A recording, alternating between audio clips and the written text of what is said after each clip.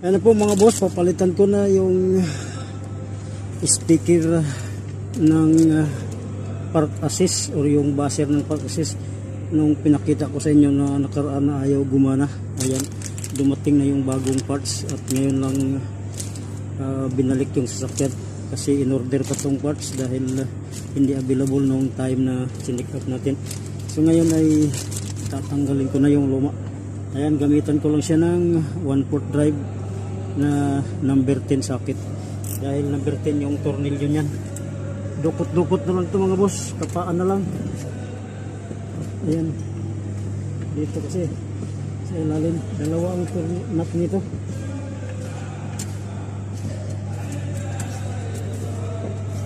Ayan, medyo maluwag na. So yun yung ating trabaho ngayon, dukot-dukot. Ayan, ito na yung isang nut, isa na lang.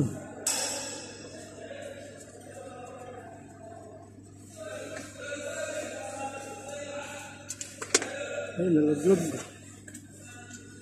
Bale, kunin naman natin. Hindi, nalaglag siya. Dito na.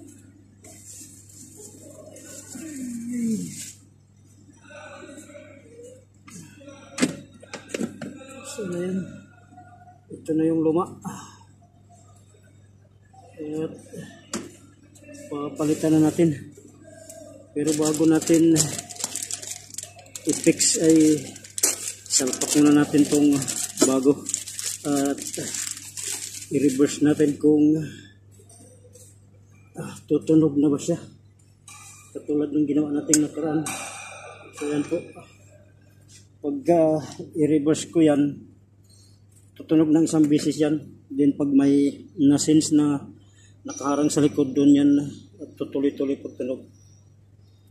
Ayan, i-reverse ko. Ayan o. Ayan o. So, okay na yung ating park assist buzzer at gumagana na.